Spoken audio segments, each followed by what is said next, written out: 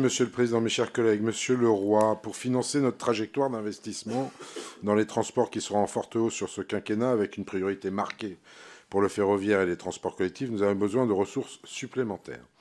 Pour ce faire, notre majorité a donc inscrit dans le projet de loi de finances pour 2024 une taxe qui mettra à contribution les gestionnaires d'infrastructures des transports les plus émetteurs.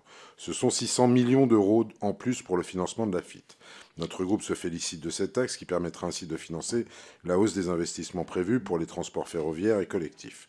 J'en profite pour rappeler un point important, malgré les infox de certains concessionnaires, pas un euro de cette taxe ne sera payé par les Français, le gouvernement s'en est assuré auprès du Conseil d'État. Mais les besoins en financement pour les infrastructures seront énormes ces prochaines décennies. Le gouvernement a annoncé un investissement record de 100 milliards d'euros dans le secteur. Ainsi, je tenais à vous demander dans un premier temps si vous considérez que le besoin de financement de l'AFIT pour les prochaines années sera suffisant. Dans la négative, pourriez-vous nous préciser quels sont les besoins que vous avez identifiés et quelles pistes de financement vous envisageriez? Votre prédécesseur, Patrice Vergriete, appelait à la création d'une taxe relativement pérenne et 100% affectée à la FIT. Pensez-vous également que le morcellement des recettes de la FIT nuit à son efficacité?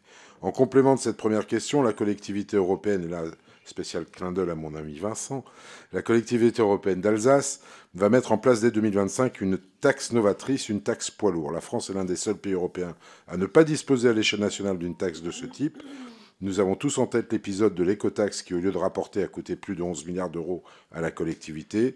Lors de son audition au Sénat, votre prédécesseur avait également plaidé pour une contribution de tous les poids lourds qui circulent en France. Pensez-vous également qu'une extension de la taxe poids lourd du type de celle mise en place par la collectivité européenne d'Alsace pourrait être envisagée pour fournir un financement complémentaire à la FIT? Je vous remercie. Merci.